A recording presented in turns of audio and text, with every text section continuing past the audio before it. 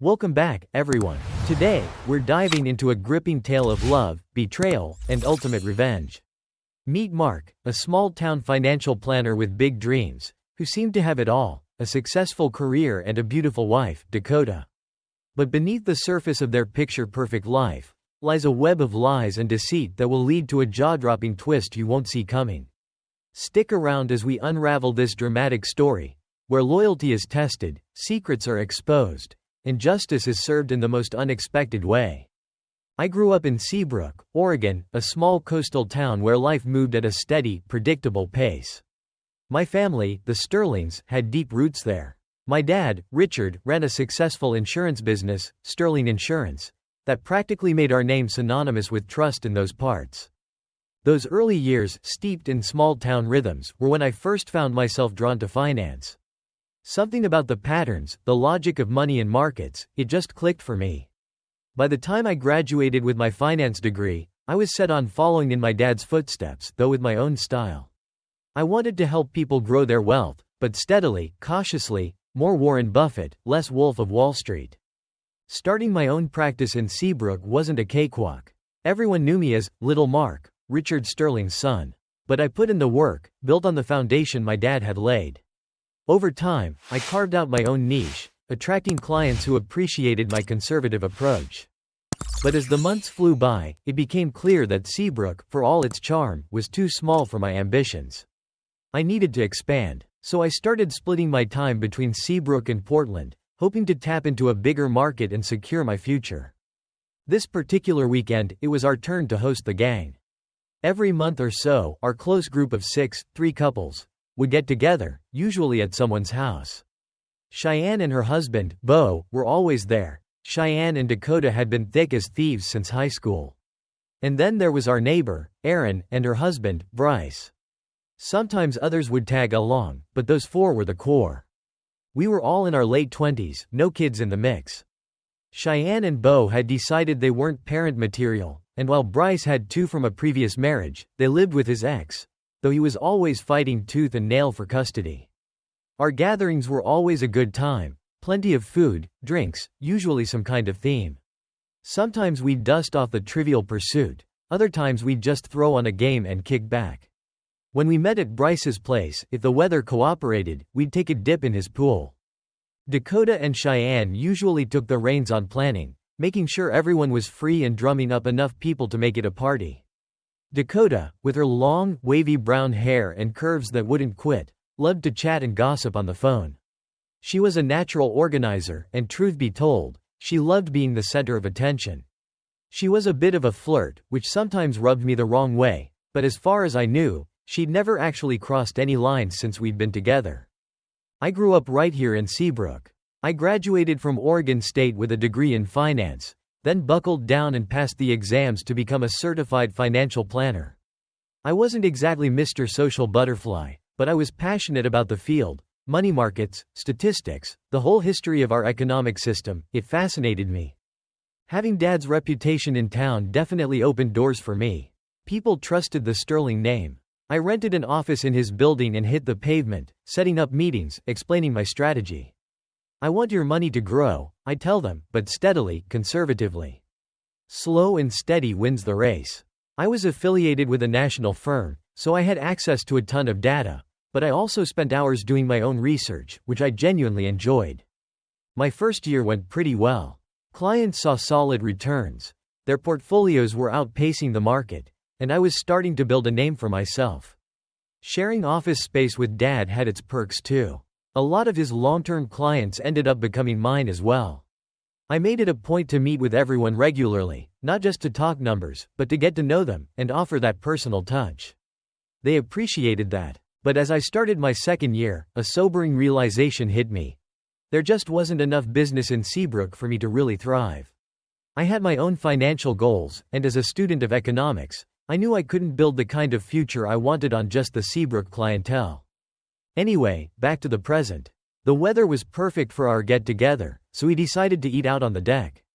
We had a pretty big space back there, with a built-in barbecue and a whole outdoor kitchen area. So, what's the grand theme tonight? I asked Dakota, who was flitting around inside. Let's play a game. She chirped, coming out with a stack of plates. A really fun, funny game that everyone will love. Doesn't that sound amazing, Mark? She had this way of gushing that always made me crack a smile. There was always a bit of friendly competition at these things to see who could come up with the most entertaining activity. Me, I was mostly in it for the company, the food, and, okay, the drinks. I had a weakness for a good Oregon Pinot Noir, and there had been a time or two when I'd maybe indulged in a glass, or three, too many. What kind of game are we talking about here? I asked. Don't worry your pretty little head about it, Mark, she said, already heading back inside. I'll figure it out. You just get that barbecue fired up, Mr. Grillmaster. Fine by me. As I got everything prepped, my mind wandered to the group that would be descending on the house soon. First up, there was Cheyenne and Bo. Cheyenne and Dakota had been attached at the hip since high school. Cheyenne was a bit bigger than Dakota, but it worked for her, she was proportionate, and she owned it. Bo, her husband, was a diesel mechanic down in Portland, worked at one of those huge shops with grease up to the ceiling. He was a laid-back dude, never seemed to mind Cheyenne's flirting or showing off. He was a mountain of a guy, probably about 6 feet 3 inches.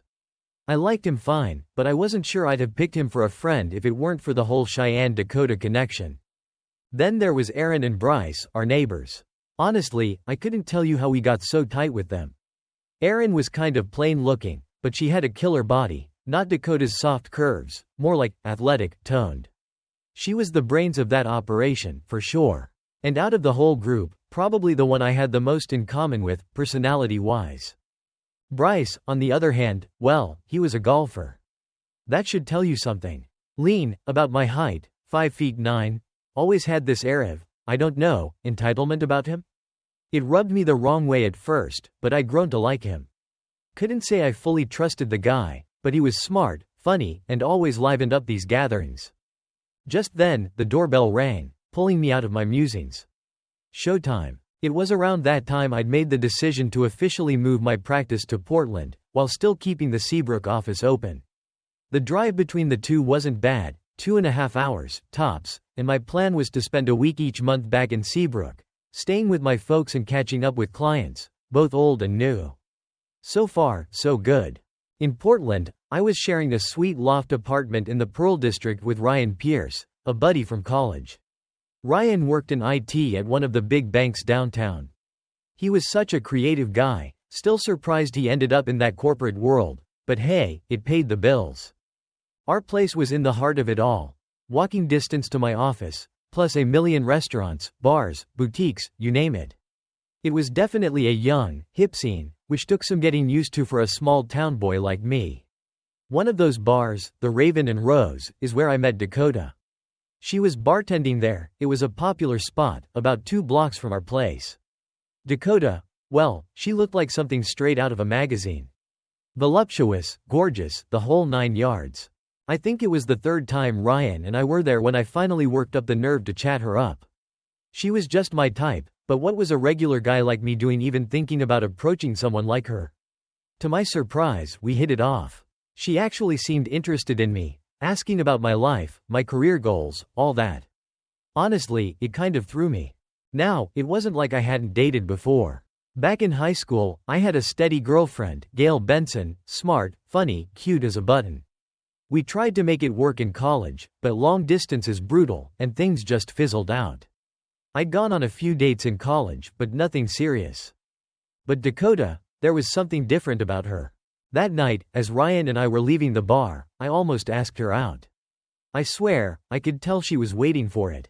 But I chickened out. What if she said no? Then we'd have to find a new bar, and that would just be awkward. Dude, she is smoking hot, Ryan said as soon as we were outside. And she is so into you. You gotta ask her out. You think so? I said, trying to play it cool. Think so? I know so. And you better make your move fast, buddy, because if you don't, someone else will.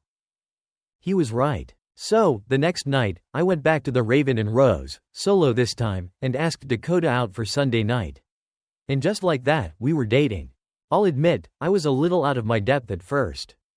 Never been with a woman that stunning before. But she put me at ease, gave me all the right signals. And it wasn't long before she gave me, well, let's just say she was a very generous teacher. Dakota was unlike anyone I'd ever been with. Don't get me wrong, it's not like I was a virgin or anything. There'd been a few women before her, Gail, obviously, and some exploring in college. But I was still basically an amateur compared to her.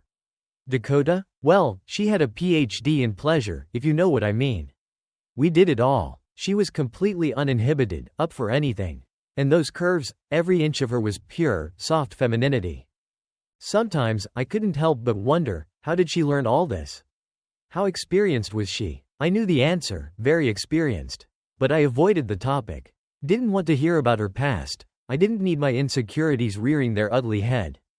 Besides, any unease I felt was totally eclipsed by the pure, mind-blowing satisfaction she gave me. The party was in full swing.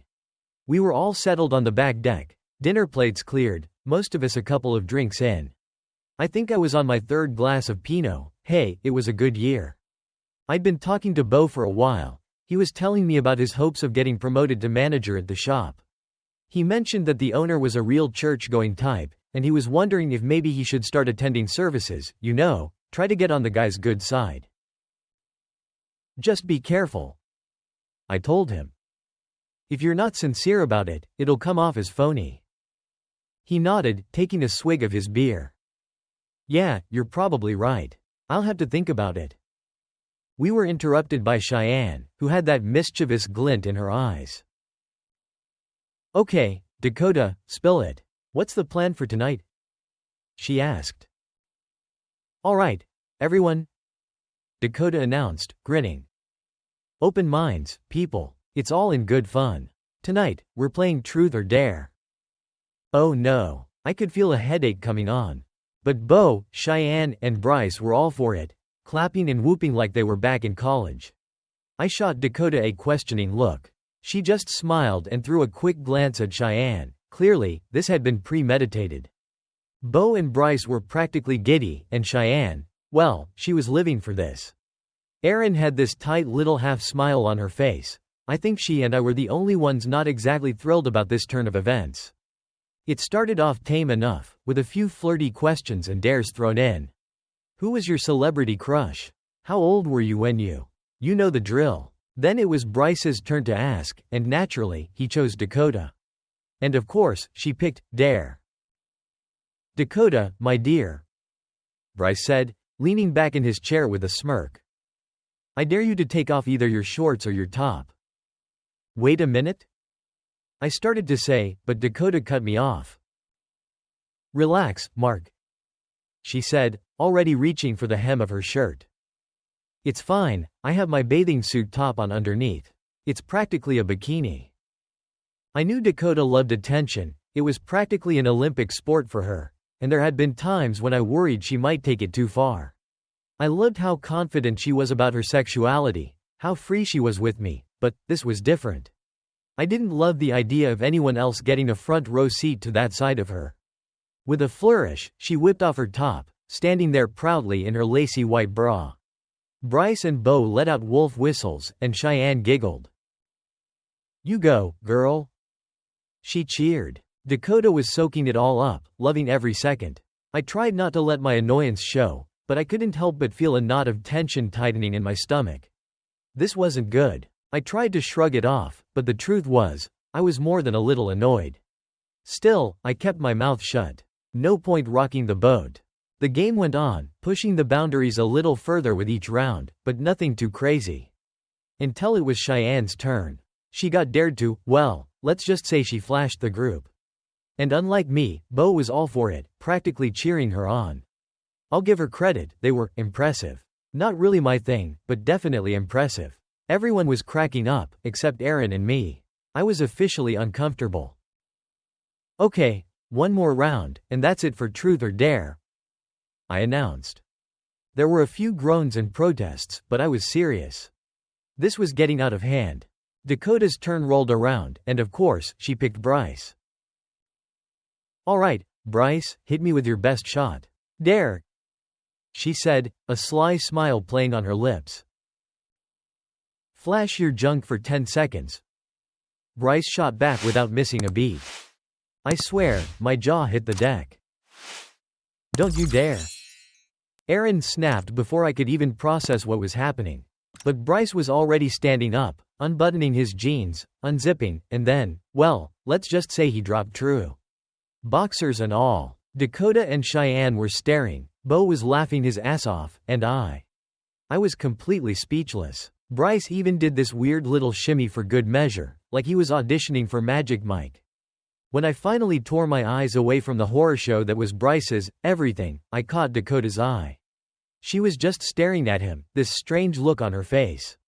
I couldn't read it. That was Erin's breaking point. "I'm outta here," she said, grabbing her purse. She was pissed, rightfully so. "You coming, Bryce?"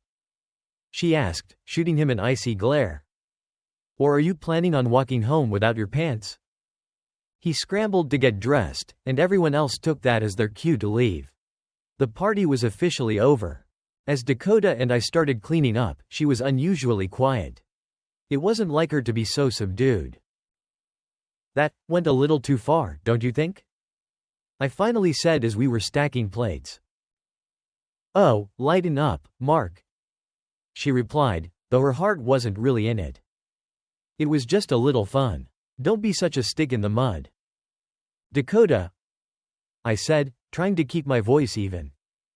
"People were practically naked out there. And you were one of them." "Oh yeah?" she said, suddenly playful. "You think that's something? I'll show you naked." And with that, she was stripping down. Let's just say I was quickly, thoroughly, and very willingly distracted. But even as we celebrated our newfound freedom from dirty dishes, that knot of unease was still there. Something about the party, about Dakota's behavior, it just didn't sit right with me. We needed to talk. Seriously talk. I'm not one of those guys who gets off on his wife showing off for other dudes. That's not my jam at all. I fell asleep that night feeling strangely conflicted, sexually satisfied, yes, but troubled nonetheless. The next morning, I was up early, heading out for my usual Sunday morning run.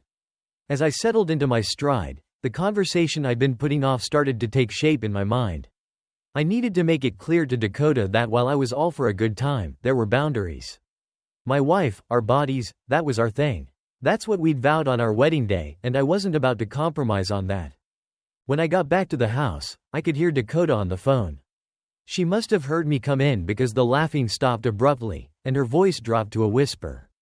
I thought I heard her say something about a package just before she hung up. "Who was that?" I asked casually, trying not to sound suspicious. "Oh, just Cheyenne," she replied, a little too quickly. "She and Bo had a blast last night. Said it was the best party yet." "About that?" I began. "I think we need to talk about a few things that happened last night. Specifically, some of your—" I didn't even get to finish the sentence before she was on the defensive. Dakota was usually so good-natured, but pushed the wrong buttons, and she could erupt.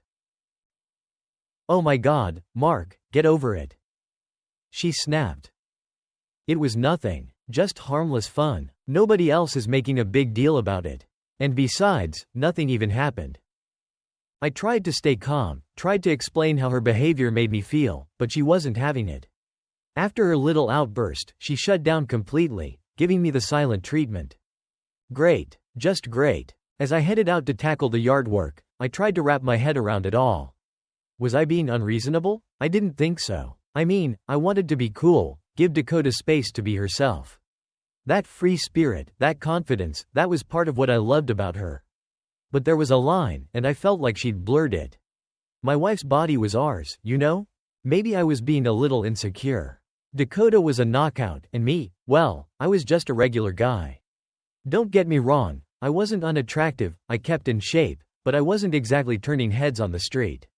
And with Dakota, it wasn't even a question of if she got hit on, it was a constant thing. Dudes just couldn't help themselves. I didn't really have any solid reason to doubt her loyalty, but there had been a couple of things before we got hitched that had set off my radar. We'd been dating about 3 months at that point, and let's just say things had gotten physical pretty much from the jump. I felt close to her, and we'd had some heart-to-hearts. She'd told me about her dad walking out when she was young, leaving her mom to raise her and her sister. I got the sense that Dakota craved male attention, and with a body like hers, well, let's just say she never had to look very hard for it. I never wanted to dig too deep into her past, but I gathered that she'd been with a few guys. To put it mildly, played around, was how she put it. She was a force of nature, Dakota, and she knew she could get whatever, or whoever, she wanted. We'd been invited to this party, some acquaintance of hers, and it was a bit fancier than our usual scene. By this point, we hadn't officially had the exclusivity talk, but in my mind, we were exclusive. She'd said the L word, and for me, that sealed the deal. So, it's December, freezing out, and we're getting ready. I come out of the bathroom, and my jaw nearly hits the floor. Dakota's wearing this red dress. I mean, it's practically painted on. Like the dress? She asked, doing a little twirl. You look amazing, babe, I said, trying to play it cool. But, wow, it's a little skimpy, don't you think? Some of my clients might be there, and... Now, Dakota rarely got truly angry, but messed with her outfit choices. That was a recipe for disaster. She went off on me, accusing me of thinking she looked trashy, saying I was trying to control her, the whole 9 yards. It took a while, but I eventually apologized. Things were a little icy between us, but we went to the party. And she wore the dress. The house was this massive thing up in the West Hills, all decked out for the holidays. Tons of people, more food and booze than I'd ever seen in my life. Some work colleagues were there, a few faces from my college days, even some guys from my gym. And then I spotted him, Hunter Davies. We'd gone to OSU together. He was one of those guys, cocky grin, slicked back hair, who just oozes arrogance. And of course, he was handsome as hell. He was working the room, champagne flute in hand, like he owned the place. And then he saw Dakota was definitely turning heads. Most of them male, and most of that attention, well, let's just say it was focused on her chest. For a while, she stuck by my side, and I swear, I suddenly became the most popular guy in the room. Work acquaintances I barely knew were suddenly slapping me on the back, wanting to chat. At some point, I went to grab us some drinks. When I got back, who was chatting up Dakota but Hunter freaking Davies? He acted like we were old pals, all smiles and charm, and Dakota was eating it up. This guy could talk about paint drying, and she'd probably hang on his every word. I managed to steer her away, for the time being, anyway. But as always happens at these things, we drifted apart as the night went on. I got caught up talking shop with a few colleagues, brainstorming some new investment strategies. Then it hit me. I hadn't seen Dakota in over an hour. I started doing a quick sweep of the house, living room, kitchen, family room, nothing. I didn't want to seem like a jealous boyfriend, but I needed to find her. And where the hell had Hunter Davies disappeared to? I noticed a group out on the back deck, smoking, so I braved the December air. No Dakota. As I was heading back in, I heard her laugh. Coming from down the street. I followed the sound and there they were, Dakota and Hunter, strolling along the sidewalk, deep in conversation. It took her a minute to notice me, and as I watched them, my blood started to simmer. They were practically glued to each other, laughing, whispering. "Oh, hey, honey," Dakota said, finally noticing me. Hunter was just showing me his new BMW. "Isn't it something?" "She's a handful, this one," Hunter said, slinging an arm around Dakota's shoulders. "The car, I mean." He laughed. Dakota was practically glowing. Me, I was seething. I gave her a once-over. She didn't seem too disheveled, but there was something off. "We're leaving," I said flatly, forcing a smile. "Just wanted to see if you needed a ride." "Of course I want a ride," Dakota said, her brow furrowed. "Why wouldn't I?" Hunter clapped me on the back. "Good seeing you again, Mark," he boomed, extending his hand. Now, I'm not a violent guy, but I've always had a firm handshake, years of playing baseball, I guess. And in that moment, fueled by anger, jealousy, and Hunter Davies's general smugness, well, I put a little extra oomph into it. He yelped as I squeezed. I watched his face contort in pain, his eyes widened, his knees buckled, and it felt good. Honey, you're hurting him. Dakota cried. Oh, sorry, my bad, I said, not sounding sorry at all. I let go of his hand, if you could even call it a hand at that point, and turned toward the car without looking back. By the time I'd unlocked the door, Dakota had caught up. The drive home was tense. The silent treatment continued. This was our first real fight. Look, I really liked her. A lot. And the sex? Amazing. But that wasn't enough, not if I couldn't trust her. I knew she loved attention, measured her worth by how many guys were drooling over her, but was this what I'd signed up for? We hadn't had the, what are we, talk, but we'd been sleeping together, seeing each other multiple times a week, throwing the L word around. I thought that meant something. I pulled up to her place and killed the engine. I'm just gonna crash at my place tonight, I said as casually as I could. She looked at me, confused. Honey, come on, don't be like this. Nothing happened with Hunter. We were just talking. Yeah, well, I've had about enough fun for one night. See you later. And with that, I pulled away from the curb, leaving her standing there in the driveway. She called. She texted. I ignored it all. Life went on. I buried myself in my work, trying to forget about the whole mess. My week in Seabrook was coming up, so that Saturday morning, I packed my bags and hit the road a day early. I called Mom on the drive. She was thrilled to have me home for the weekend. The trip to Seabrook was a welcome distraction. It was a good week, productive client meetings, catching up with Mom and Dad. My practice back home was steady, and my Portland client list was growing. I was hitting my stride professionally, making a name for myself. A week ago, I would have said my personal life was on track, too. Now, not so much. Dakota was relentless. Texts, calls, I kept my responses brief, non-committal. When she asked when I was coming back, I told her Friday night, and not a minute sooner. I pulled into the driveway late Friday, exhausted from the drive. Before I could even get my key in the doorbell was ringing. I opened it to find Dakota standing there, looking like a drowned kitten in a trench coat. This is for you, she said softly, holding out a small, wrapped box. I took it, confused. I unwrapped it to find an old-fashioned skeleton key nestled inside. You hold the key to my heart, she whispered, her eyes meeting mine. I just stared at her, completely disarmed. And then, she unbelted her raincoat. Let's just say, whatever lingering anger I was holding onto, vanished. Dakota could have talked her way out of a parking ticket wearing that dress, or maybe not wearing much of anything at all. It was every teenage fantasy come to life. My resolve crumbled faster than a stale cookie. Later, after things had calmed down, I found myself asking her about that night at the party, about Hunter Davies. I know I shouldn't have gone outside with him, she said, her voice small. But he was so charming, and… What happened, Dakota? I asked, needing to know.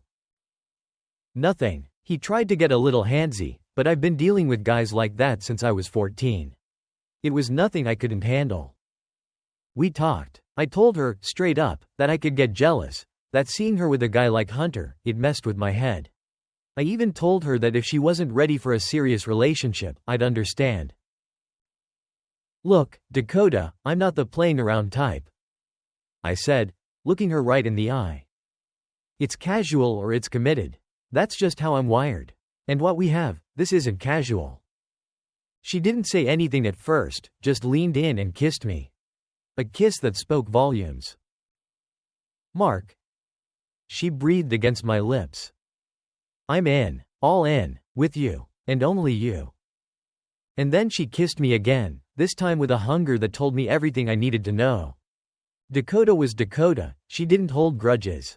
So after the truth or dare debacle, and our little heart-to-heart, things were good. Really good. She was the same affectionate, fiery woman I'd fallen for. In fact, she seemed even more attentive, more present. And I noticed she wasn't quite as chummy with Cheyenne when I was around. Which, honestly, was a relief. One Saturday afternoon, I was sweating it out in the yard when Bryce strolled by. Not unusual, we lived next door, after all. We got to talking, lawns, gardening, the usual suburban stuff, and eventually migrated to the deck for a beer. Truth be told, Bryce and I weren't exactly best buds. He could be kind of a cocky jerk. But that afternoon, he surprised me. He actually opened up about the custody battle he was going through, how much he missed his kids. Seeing that vulnerable side, it made him seem more human, less Bryce. I started to rethink my whole opinion of the guy. Then, out of the blue, he asked, "Where's Dakota, anyway?" "Oh, she's out shopping," I said, and we went back to our conversation. About 15 minutes later, who should appear but Dakota herself, wearing a bikini the size of a postage stamp, no less. She ducked behind the privacy screen for a second, called out a hello to Bryce as she passed, and of course, Bryce couldn't resist craning his neck to try and sneak a peek. I wrapped things up pretty quickly after that, and walked him to the gate. "Let me know if your lovely wife needs any help with that sunscreen," he said with a wink as he headed out. I just forced a smile and waved him off. Great. Just what I needed. Another echo of that night with Hunter Davies.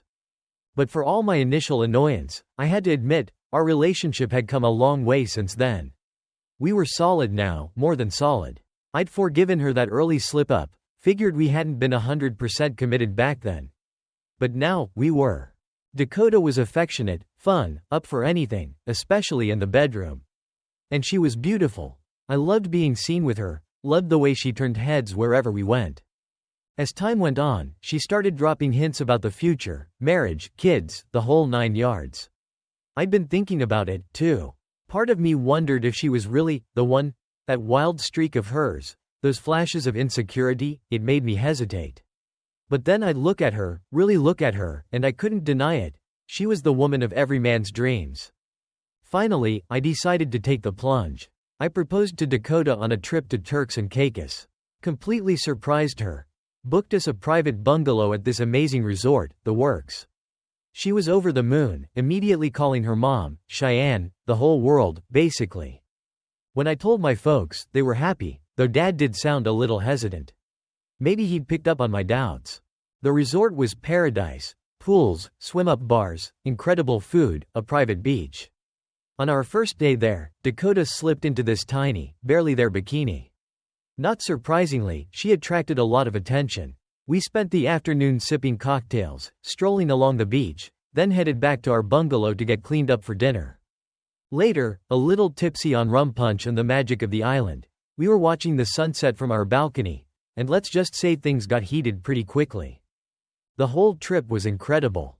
The staff treated us like royalty, fresh towels, restaurant recommendations, you name it. And the Beach Boys, those guys were something else.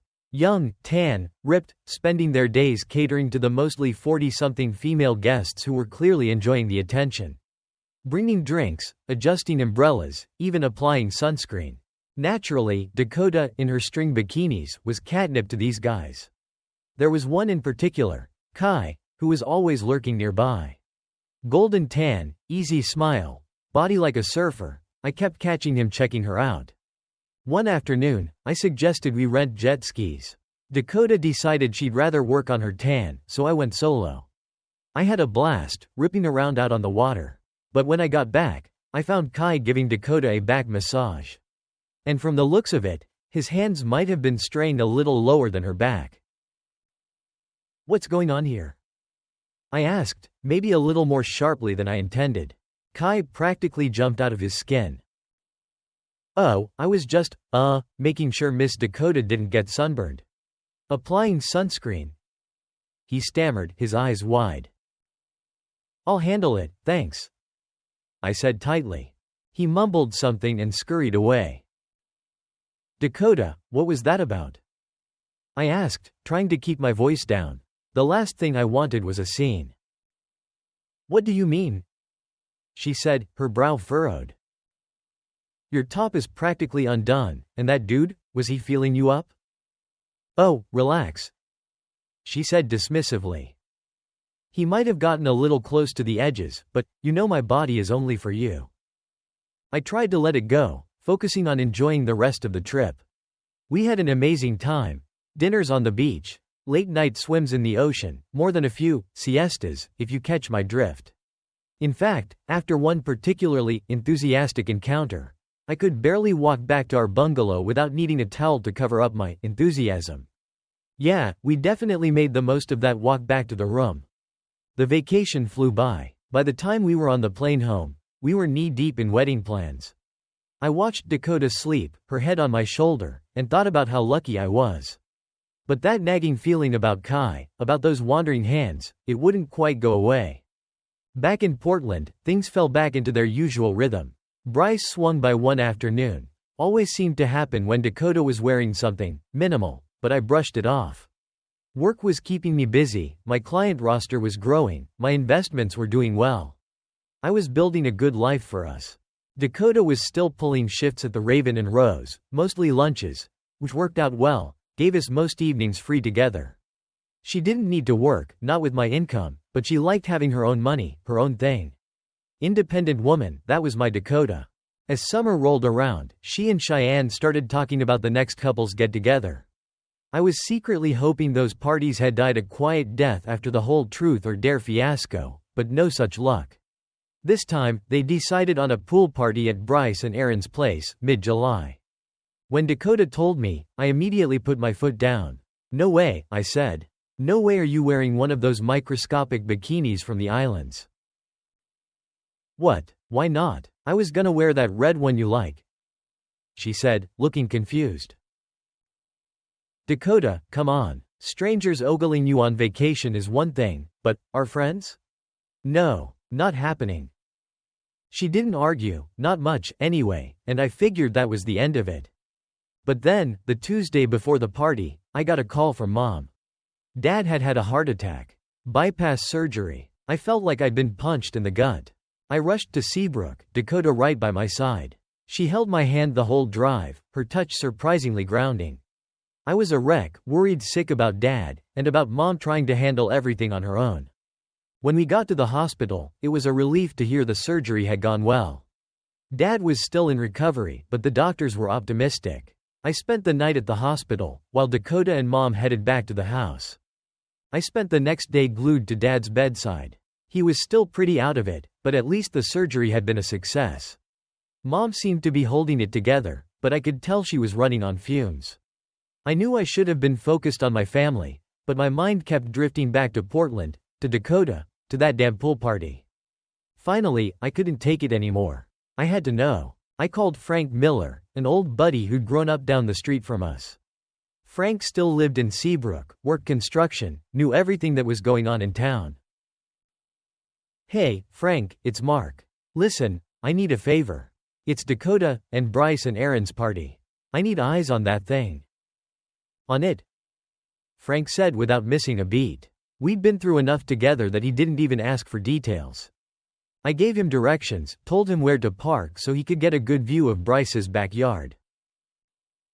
Thanks, man. I owe you one, I said, already feeling a weight lift. I spent the rest of the afternoon helping Mom organize Dad's things, trying not to think about what might, or might not, be happening back in Portland. That night, I finally let myself crash, too exhausted to even look at my phone. The next morning, I woke up to a series of texts from Frank. Pictures. Lots of them. And they were worse than I could have imagined. Picture 1. Dakota, completely naked, with Bryce. Picture 2. Bo, also in his birthday suit, with his hands all over Dakota. Picture 3. Dakota and Cheyenne, both naked, dancing, for Bryce and Bo. Picture 4. Bryce and Dakota, engaged in. I couldn't even process it. Son of a bitch, I muttered, scrolling through the photos again and again, each one like a punch to the gut. It was undeniable. Dakota had been lying to me all along. The numbness gave way to rage. I needed to get out of that hospital room before I did something I'd regret. I needed a plan. A plan to end this marriage, protect what was mine, and make those bastards pay. As if on cue, my phone rang. Dakota. Hey, baby. She purred. I miss you. How's your dad doing? When are you coming home? I really need you right now. I almost let her have it. Almost told her I knew everything. But I held back. Dakota, listen, there's been a complication, I said, forcing the words out. Dad's taken a turn. I have to stay down here another week. At least. Oh no, Mark, that's awful, she said, sounding genuinely concerned. Do you need me to come down there? No, no, it's better if you stay put. Honestly, Dad can't handle any excitement right now. I'll let you know how things go. That night, after making sure Mom was settled, I packed my bags and headed back to Portland. I needed to be back on my home turf. I needed to think. I called Ryan, my old roommate. Hey man, any chance I could crash at your place for a few days? I asked. Yeah, dude, no problem. What's going on? You sound rough. When I got to his place, I told him everything. Showed him the pictures. Ryan's jaw practically hit the floor. Holy shit, Mark. I knew Dakota was a bit of a flirt, but I never would have thought. Yeah, well? I trailed off. I couldn't even say it. I'm going to make those bastards pay, Ryan. Every single one of them. I said, my voice shaking with rage. But I need to keep it on the down low for now. Especially from Dakota. Not until I have a plan. Ryan nodded, his face grim. My lips are sealed, bro. The next day, I tracked down Bo. Found him leaving work and flagged him down before he could get in his truck. Hey, Bo, got a sec? Let's grab a beer. I said, trying to sound casual. He looked surprised. We weren't exactly beer buddies, but he agreed. We ended up at some dive bar a few blocks from his work. Hardly anyone there, perfect. We ordered a couple of beers, made some small talk. Then I got down to business. So, about Saturday night. I began, my voice low. Just another party, man. Bo said with a shrug. I pulled out my phone, scrolled through the pictures until I found one of him with Dakota. This looked typical of you, Bo? I asked, holding up the phone. Hey, man, the girls were just letting loose, taking their tops off.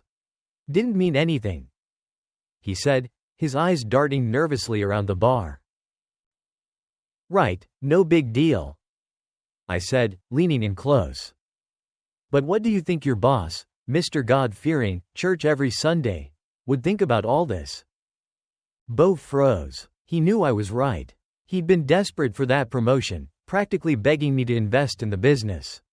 He started to get up, but I pushed him back down. Sit down and shut up, Bo. I said, my voice cold. I've got questions, and unless you want your precious boss to see these pictures, you're gonna answer them. He looked at me, his face a mask of panic. Okay. He stammered. We sat there for over an hour while Bo spilled his guts, about Dakota, about everything.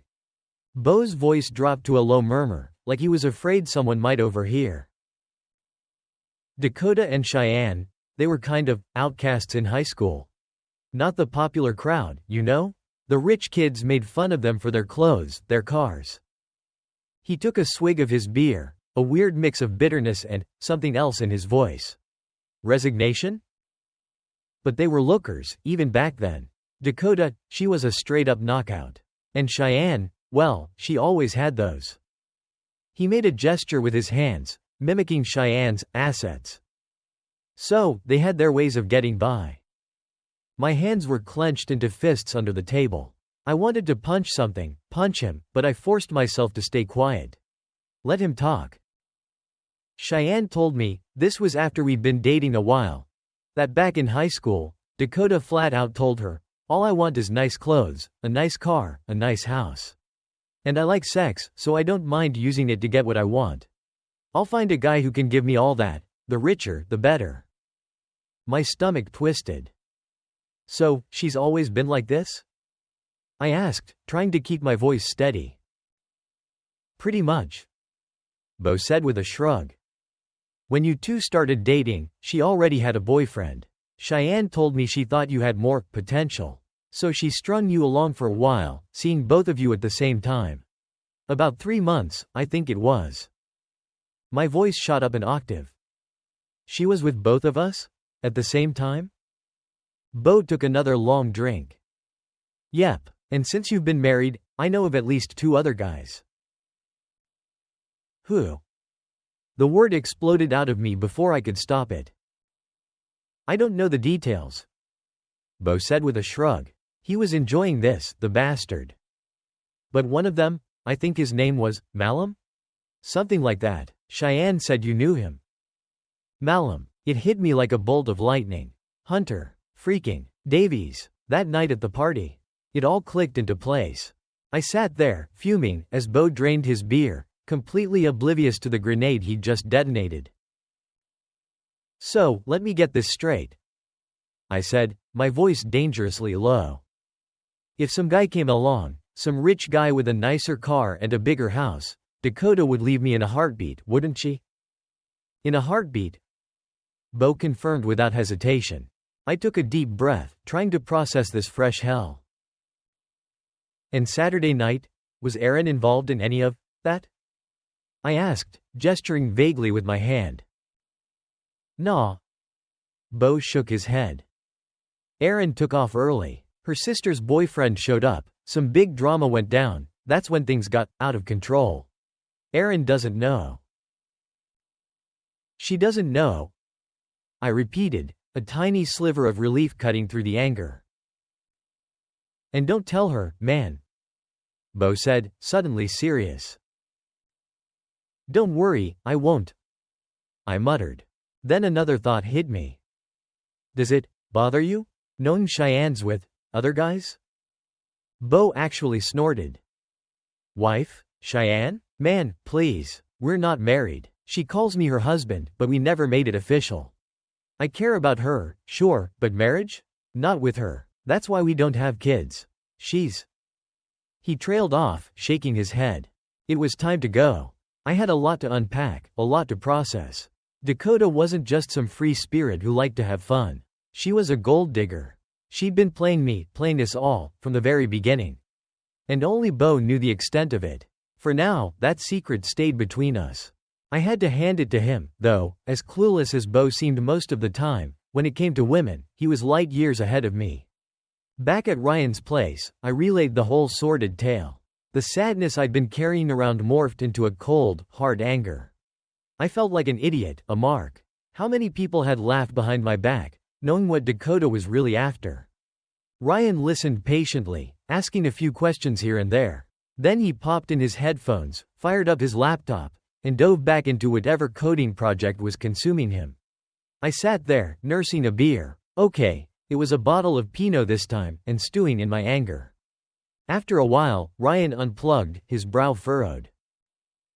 Has Dakota ever met John Paul? He asked. John Paul? I said, confused. No, not that I know of. I haven't seen John Paul since college. Why? Ryan just shook his head and plugged back in, muttering something about algorithms. A few minutes later, he looked up again, a slow grin spreading across his face. Hey, Mark, can you get your hands on 30 grand, quick? He asked. Yeah, I think so. But why? I was intrigued, but also wary. And I need you to lease a BMW. For, say, 6 months. If this works. He was typing furiously now. Ryan, what the hell is going on? I demanded. My curiosity was officially piqued. He leaned back in his chair, still grinning. I have a plan, buddy. A plan that's gonna cost you 30 grand and a Beamer, but trust me, it'll be worth it. He went on to explain. Ryan laid it all out, this crazy, elaborate plan. It was like something out of a movie. Here's the play, Mark. You go home to Dakota tomorrow, act like nothing's wrong. Then come back here Thursday after work.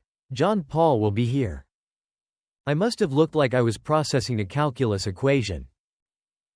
John Paul? I said again, even more confused.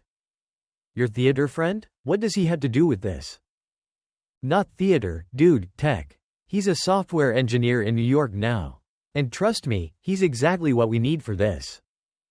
That night, after more beers and a crash course in Ryan's master plan, I called Dakota. Hey, babe, I'm heading back to Portland tonight. Miss you. I did my best to sound normal, breezy even. If I seemed off, she didn't pick up on it. Or maybe she was just that self-absorbed. Thursday night, after putting in a good 12 hours at the office, gotta pay for that BMW somehow, I headed back to Ryan's. John Paul was already there. He looked different, sharper, more expensive. Ryan poured us each a whiskey, neat, of course, and then laid out the details. Okay, so John Paul here is gonna seduce Dakota. John Paul winced. That sounds crude. Let's just say, I'm going to help her realize she deserves better. Ryan plowed on. He's gonna play the part of a wealthy New York investment banker, think Wall Street, penthouse apartment, the works, and sweep her off her feet. We figure she'll be putty in his hands. There's a bit of a time crunch, John Paul added. I'm starting rehearsals for a play in 5 months, and I can't exactly blow off opening night. So we need her head turned, completely turned, by then. He was a good-looking guy, John Paul, tall, dark hair, a smile that could charm the pants off anyone. He fixed me with a serious look. Mark, are you sure about this? I mean, I'd be sleeping with your wife. I stared back at him. A strange sense of detachment had settled over me. Honestly, after what she's done, I don't care. And besides, at the rate she's going, you'll probably be the least of my worries in a few months. With that, we got down to business. I gave them Dakota's work schedule, stressed that this whole thing had to be airtight, no slip-ups. The next week was torture. I kept waiting for the other shoe to drop, for Dakota to give some tell that she was seeing someone, that John Paul's plan was working. But nothing. She seemed normal. We even, slept together. It was fine. Routine. Like we were just going through the motions. Thursday night rolled around, and I found myself back at Ryan's, eager for an update. Part of me wanted Dakota to fall for it, wanted to see her get a taste of her own medicine. But another part of me, well, a tiny part, hoped she'd prove me wrong. John Paul, looking dapper in a navy blazer and a crisp white shirt, gave us the rundown. Okay, so I've been to the Raven and Rose 3 times now, he began. First time, just made sure she noticed me. Second time, we had a little chat. Third time, I finally got her name, Dakota. She mentioned she works the lunch shift, 11 to 3. And? Ryan and I said in unison. And, tomorrow, I'm taking her out for a late lunch. Coffee, maybe. He grinned. Had to buy a $1,200 suit for the occasion, but hey, that's show business, right? The following week dragged by. I tried to focus on work, but I couldn't shake the image of John Paul, decked out in his $1,000 suit, wooing my wife. One afternoon, I got home and noticed Dakota's car wasn't in the driveway. She wasn't answering her phone. Where the hell was she? It felt like waiting for the next episode of some binge-worthy show. I was dying for an update. Finally, Thursday night rolled around. I met Ryan and John Paul at the loft, practically vibrating with anticipation. John Paul, looking smug as hell, didn't waste any time. Lunch went well, he said, grinning. We ended up having coffee afterward. She mentioned she's married, but let's just say she hinted that things weren't exactly rosy. Made it very clear she was available. He paused for dramatic effect. We're having dinner on Tuesday. He went on to explain that he'd been subtly dropping hints about his wealth, letting the details trickle out slowly. Playing the long game. Meanwhile, Dakota was becoming distant, cooler, less interested in spending time with me. Part of me was furious, but another part, well, it was a good sign that John Paul's plan was working. Tuesday came. I got home from work a little after 5, and Dakota wasn't there. I went for a run, came back, still no sign of her. I was starting to get seriously pissed. As I was making dinner, she finally waltzed in, acting like nothing was out of the ordinary. Hey, honey, how was your day? I asked, trying to gauge her reaction. Oh, the usual. Ended up working late, she said casually. I knew damn well she hadn't worked late, but I played along. What was the point? We were already drifting apart, and I was letting it happen. The sex was still good, but it felt more physical than emotional now. Easier to fake. I decided to make things even easier for John Paul, and for my eventual exit. Hey, Dakota, Dad's still having some issues, I said a few days later. I'm gonna head down to Seabrook on Friday to help out. Oh no. Is everything okay? Should I come with you? She asked, but I could tell she didn't really mean it. No, no, you stay here. It's just family stuff. I'll probably stay through next week to meet with some clients down there, too. Thursday night, John Paul filled me in. Dinner turned into, let's just say, things got a little more intimate, he said, a confident smile playing on his lips. She mentioned you were going out of town, so we made plans for Friday night. She's definitely interested. Very interesting. I felt a tangled knot of emotions, anger, betrayal, but also a grim sense of satisfaction. The plan was working. It was like I was pulling the strings of some twisted puppet show, watching everything unfold exactly as I'd intended. But a part of me, a small, scared part, still couldn't believe this was really happening. The weeks flew by, and Dakota and John Paul's relationship, if you could even call it that, progressed exactly as Ryan had predicted. By the end of the first month, I was pretty sure they'd slept together. Not that it was any of my business anymore. I was conveniently stuck in Seabrook, giving them plenty of space to explore their connection. Back home, Dakota was pulling away more and more. It was painful but necessary. Every now and then, I'd catch a glimpse of the woman I thought I'd fallen in love with, a soft smile, a flash of warmth in her eyes, and it would twist the knife a little deeper. But those moments were fleeting. About 3 months in, John Paul upped the ante. He started talking about love, commitment, the whole 9 yards. By then, Dakota was fully convinced he was Mr. Big Shot Wall Street, with a Manhattan penthouse to prove it. She talks about you, well, let's just say it's clear she's moved on, John Paul reported one evening. She even said it's over, but she hasn't actually had that conversation with you yet. A few weeks later, Dakota casually dropped a bombshell. Hey, Cheyenne and I are planning a spa weekend down in California. Is that cool with you? I knew damn well she wasn't going to California. John Paul had a whole romantic getaway planned for them up in Sun Valley, complete with a fake proposal. Sure, babe, have fun, I said, doing my best impression of a clueless husband. That night, she was unusually affectionate, almost like she was trying to clear her conscience. I just lay there, thinking about how clueless she was, how she was falling for John Paul's act hook, line, and sinker. Ryan had found the perfect ring, cubic zirconia, but it looked real enough to fool anyone, especially Dakota. Cost him $500, an investment, he called it. This was it, game time. My plan was to act devastated, put up a fight, make the whole divorce process as drawn out and painful as possible. Just long enough to make her desperate for a quick exit, desperate enough to agree to my terms. She said yes, he announced, showing us a picture on his phone. Dakota was beaming, the fake engagement ring sparkling on her finger. She's going to talk to you about leaving this week. Sure enough, a few days later, Dakota approached me, looking nervous. Mark, we need to talk, she said, her voice barely above a whisper. I looked up from my laptop, playing the oblivious husband. What's wrong, babe? She took a deep breath. I think it's time for us to separate. I've met someone else, and I want to be with him. I went into full-on Oscar-worthy performance mode. What, Dakota, we're married. I can't believe this is happening. My voice was trembling.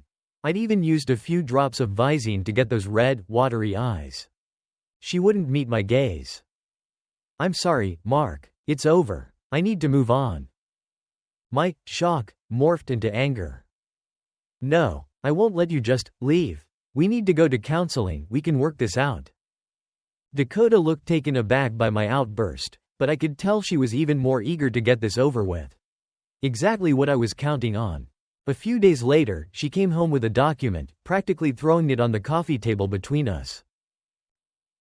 This is what I'm proposing, she said, her voice barely audible. I'll give up any claim to your assets. The house, your car, everything. All I ask is an immediate divorce. It took every ounce of willpower not to let out a whoop of victory. Dakota? I whispered, my voice thick with faux heartbreak. I can't believe you're doing this to us. To me. But if this is really what you want.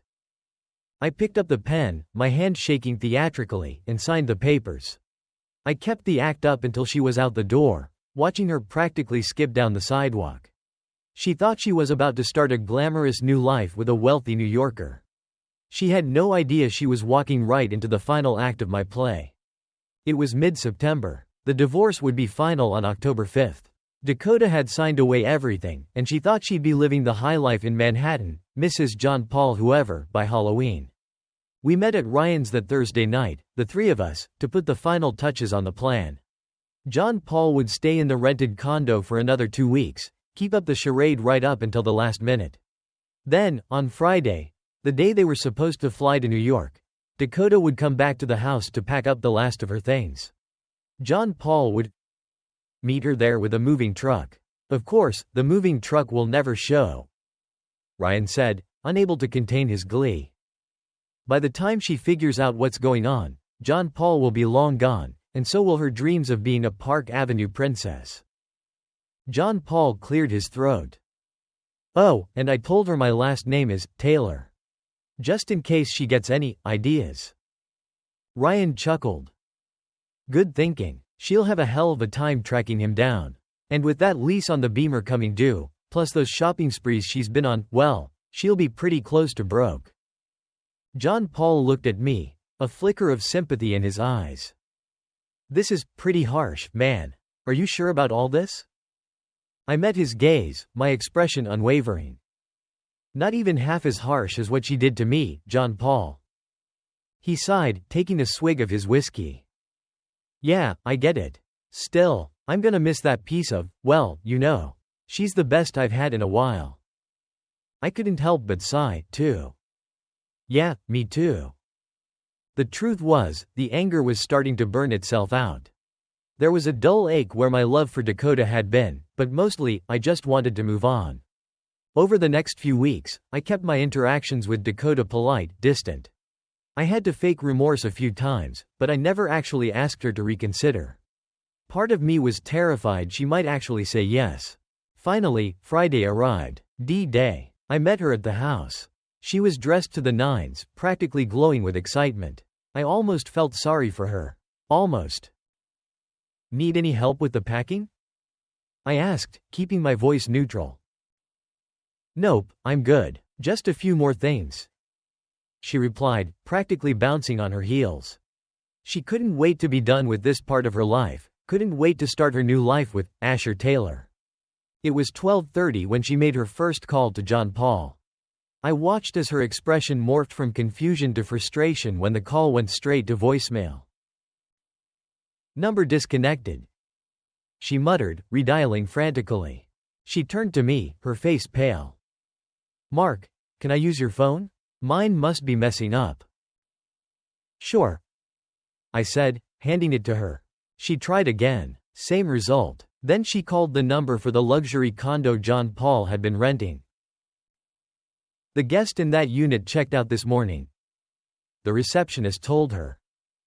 The lease was paid through today, but it's available again as of tomorrow.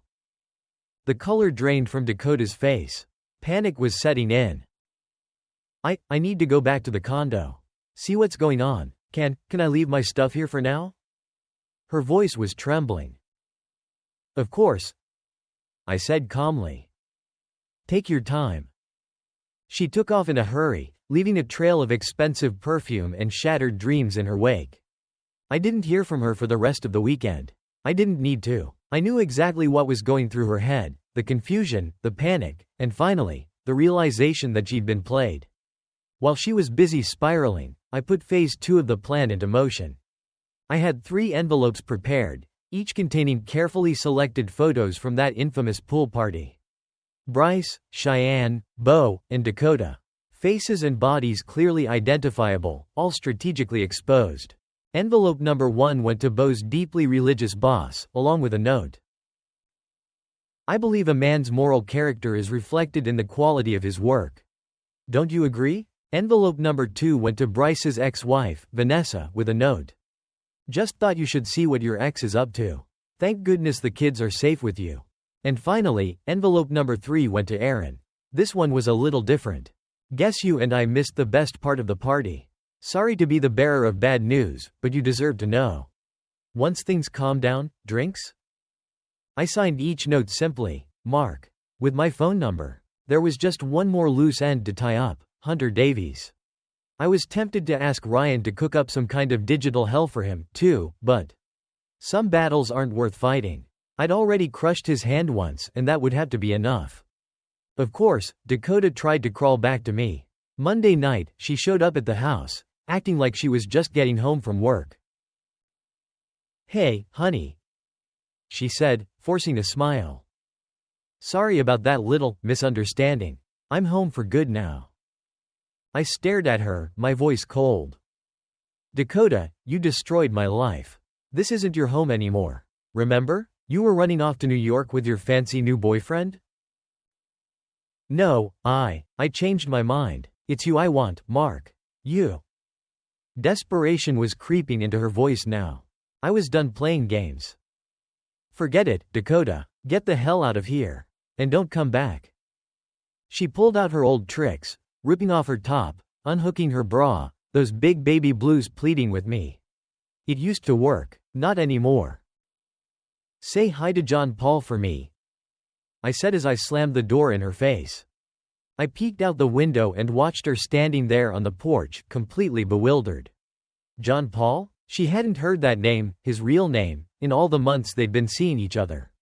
It was starting to dawn on her just how thoroughly she'd been played. And as I took one last look, I saw Frank Miller, my old buddy, leaning over the fence next door, getting an eyeful of Dakota standing there with her bare chest. I couldn't help but chuckle. Last I heard, Dakota was crashing at Cheyenne's. I'm sure she's already on the hunt for her next target, some poor sap who doesn't know any better. As for Bo, well, he didn't just get passed over for the promotion, he got fired. Word travels fast in a small town, especially when it involves naked pictures and a church-going boss. He skipped town a few weeks later, leaving Cheyenne to fend for herself. Bryce's story was even more satisfying. When he went to court for his custody hearing, let's just say things didn't go his way. The judge practically laughed him out of the courtroom. Those pictures, I guess, spoke volumes. He lost most of his visitation rights, and Vanessa get full custody. Justice, sweet justice. Then, one Saturday night, my phone rang. It was Erin. Her voice was tight, frantic. Mark, Bryce is on his way to your house. He's drunk, and he has a gun. He knows you sent those pictures, she said, her voice barely a whisper. Adrenaline surged through me. I didn't have time to think, just react. I slipped out the back door, grabbed some blankets and pillows from the linen closet, and raced back outside. I arranged them on the chaise lounge, creating a convincing lump under the covers. I left a dim light on, just enough to illuminate the target. Then I ducked behind the thick bushes on the other side of the privacy screen, a baseball bat gripped tight in my hands. Even if Erin hadn't called, I would have heard him coming. Bryce was a bull in a china shop, all drunken rage and shattered ego. He pounded on the front door, and when I didn't answer, he barged through the gate, stumbling into the backyard. He spotted the chaise lounge immediately, crept closer, his gun glinting in the moonlight.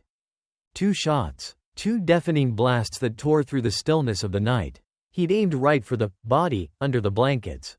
I didn't hesitate. I lunged out from the bushes, swinging the bat with everything I had. Connected with his arm with a sickening crack. The gun clattered to the ground, and Bryce howled in pain, clutching his broken limb. I swung again, this time aiming a little lower. Aimed for the part of him that had caused so much trouble for everyone. I wanted to make damn sure he wouldn't be using that weapon again anytime soon. He crumpled to the ground, groaning. I called 911. Shots fired. Intruder. Self-defense.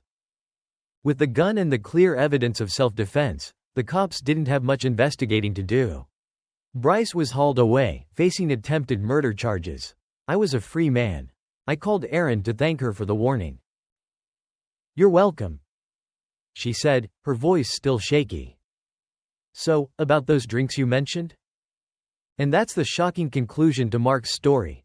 A tale where betrayal meets its match and justice is served in the most satisfying way. In a world where trust can be so easily shattered, Mark's journey reminds us of the power of resilience and the lengths one might go to reclaim their life. If you enjoyed this roller coaster of a story, make sure to like, subscribe, and hit the notification bell so you don't miss any future videos. Share your thoughts in the comments below. What would you have done in Mark's shoes? Thanks for watching, and we'll see you in the next one.